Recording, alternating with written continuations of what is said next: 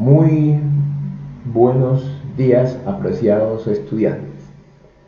Eh, Vamos a hablar de los números complejos y su relación con la función de operador.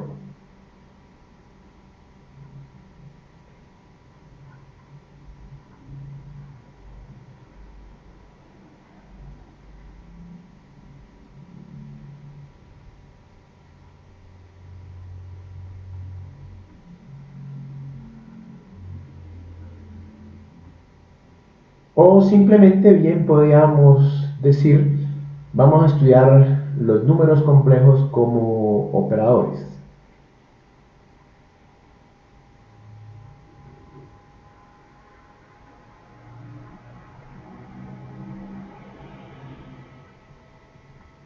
Entonces, cuando hablamos de operador, estamos refiriéndonos a una entidad que es capaz de realizar una operación o una transformación.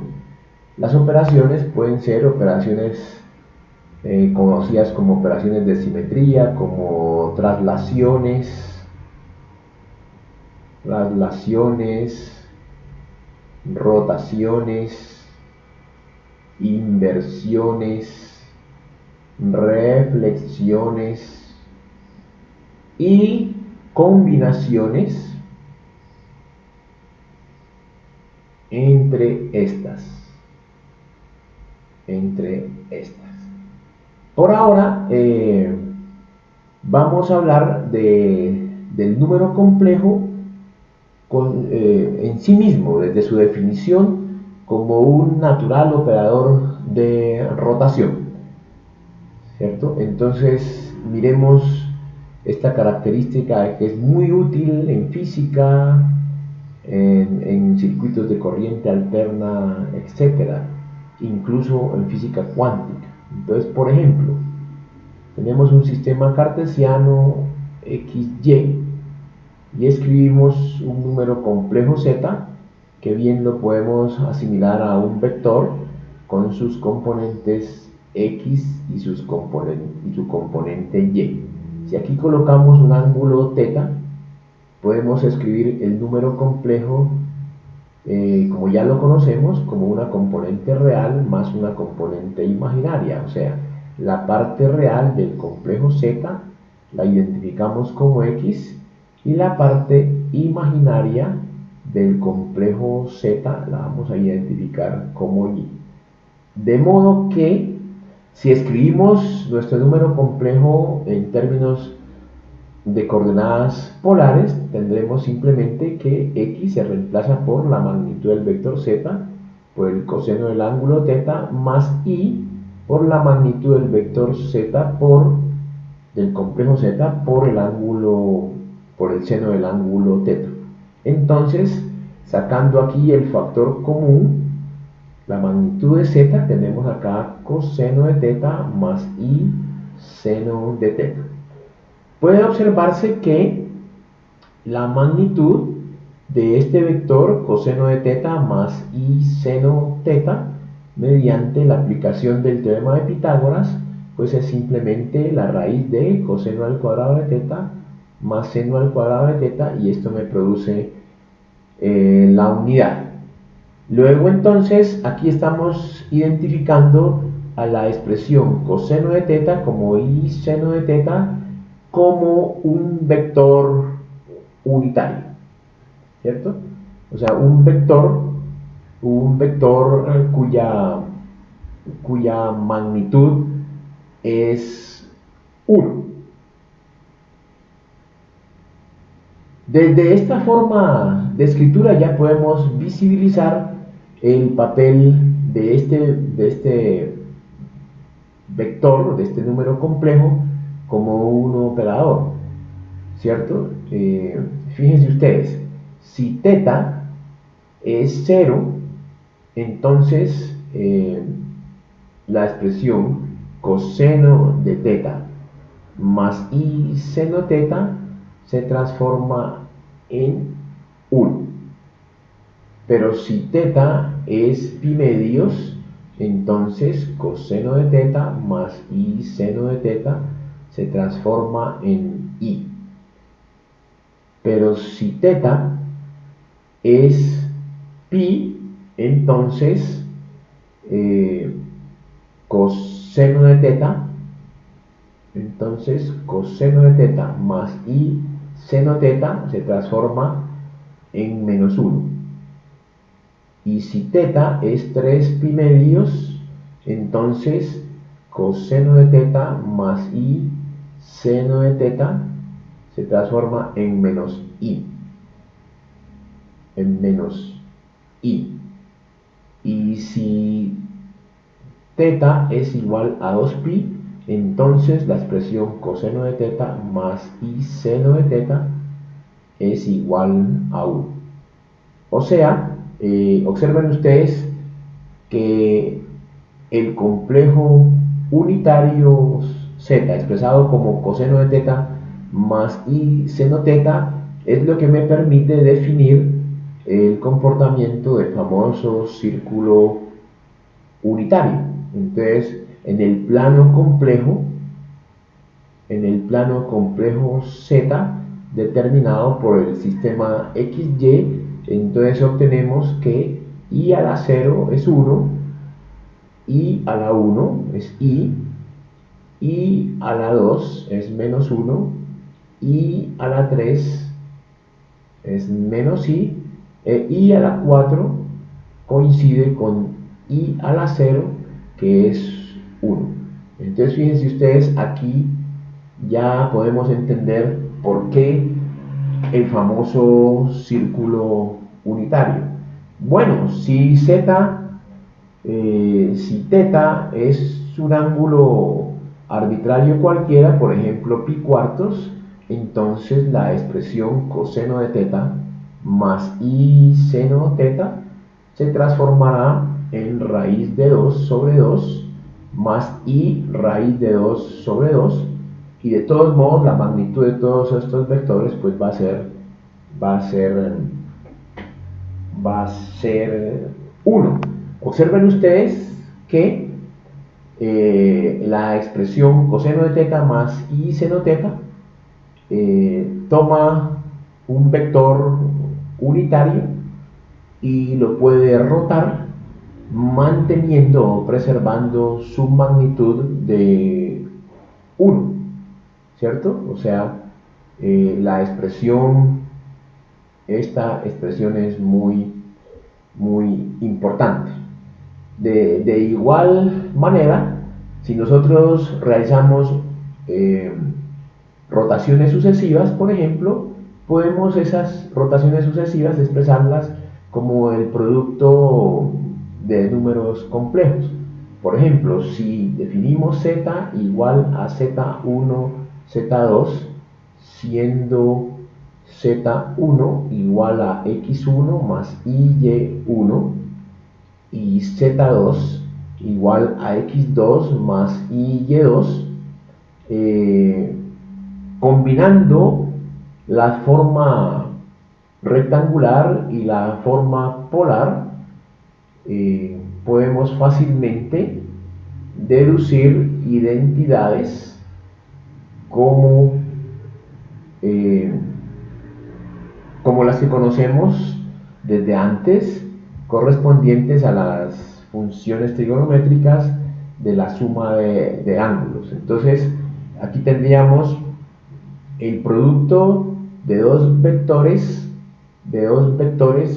que representarían dos rotaciones sucesivas, que bien pueden presentarse como R1 ρ2 por E a la alfa más beta.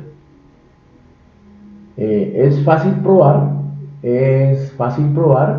a partir de esta operación que el seno de alfa más beta es igual a seno de alfa coseno de beta más seno de beta coseno de alfa, y que el coseno de alfa más beta es igual a coseno de alfa coseno de beta menos seno de alfa seno de beta. Es muy fácil probar y eso se puede resolver como un ejercicio sencillo. Este tipo de identidades, a su vez, nos muestran bondades como, por ejemplo, podemos encontrar las componentes de un vector o de un número complejo z en relación con el sistema XY o en relación a un sistema X'Y'.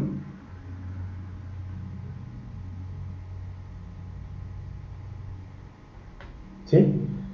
Imagínense que el sistema XY, o sea, sometemos a una rotación el sistema XY transformándolo en un sistema X'Y'. Entonces, un vector, el mismo vector z, un número complejo z, pues tiene unas componentes XY, ¿cierto? Tiene unas componentes XY con respecto al sistema XY, pero tendrá otras componentes X'Y' con respecto al sistema X'Y'.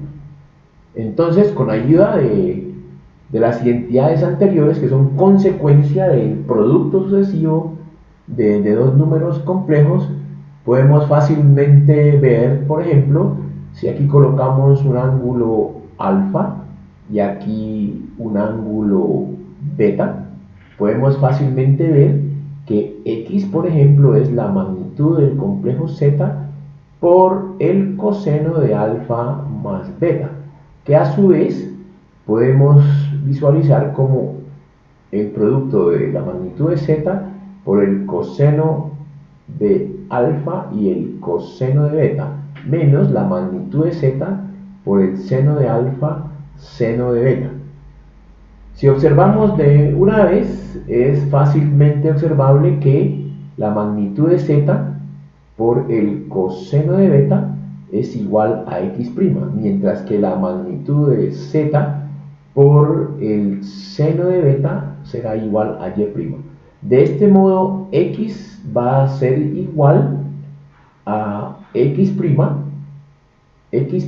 por el coseno de alfa menos y' por el seno de alfa. De este mismo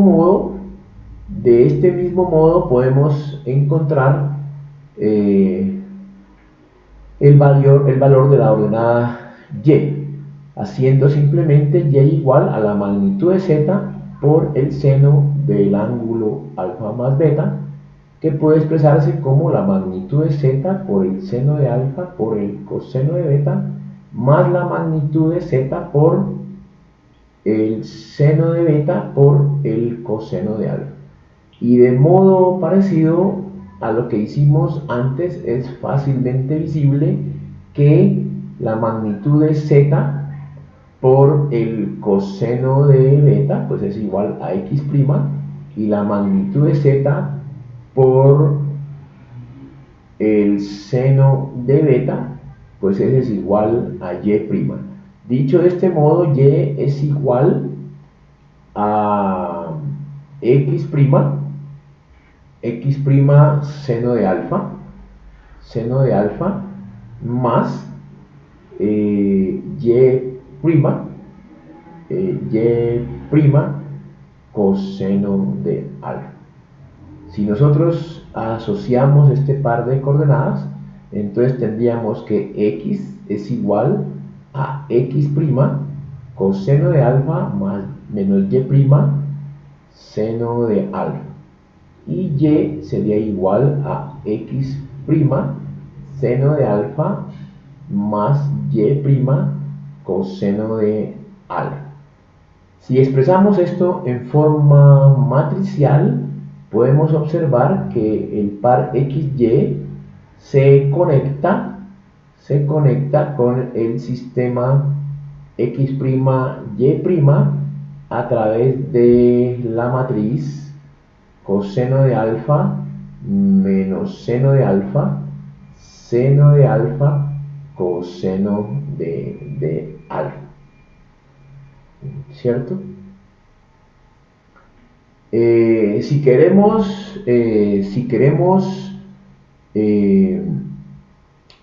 observar cuál es la relación, cómo pasaríamos del sistema x' y' al sistema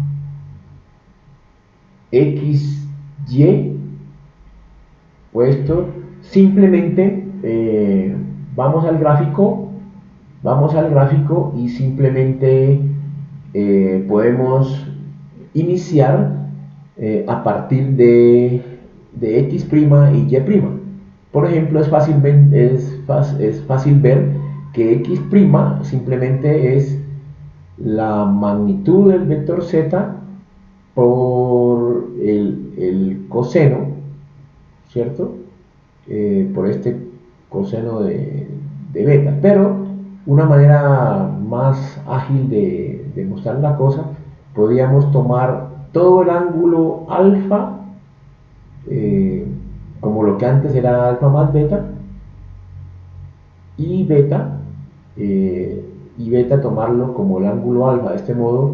De este modo simplemente aquí tendríamos que trabajar con las funciones del ángulo coseno de alfa menos beta, por ejemplo, y seno de alfa menos beta. Todo ese proceso lo podemos obviar simplemente si tomamos la traspuesta de esta matriz, y entonces podemos fácilmente corroborar cómo podemos comunicar el sistema primado x', y' con el sistema no privado. Entonces, la matriz que tenemos aquí sería coseno de alfa menos seno de alfa, seno de alfa, coseno de alfa. O sea que la forma como comunicamos x' con y sería x coseno de alfa más y seno de alfa, y y' sería entonces menos x seno de alfa más y coseno de alfa, ¿no? Listo. Este detalle es bien importante y que puede ser muy útil para cuando ustedes estudien teoría de la relatividad en física moderna, porque por ejemplo esto nos va induciendo, nos va llevando a comprender las características de la magnitud de un vector que se define como un escalar y que tiene la propiedad de ser invariante. Entonces, por ejemplo, como ejercicio podemos probar que la magnitud de z, que si la magnitud de z es igual a raíz cuadrada de x2 más y2 en el sistema xy, pues si un escalar es un invariante, entonces la magnitud de z con respecto al sistema x' al cuadrado más y' al cuadrado, pues deben ser iguales, cosa que se puede demostrar de manera fácil con ayuda de las transformaciones de coordenadas a las que hemos llegado.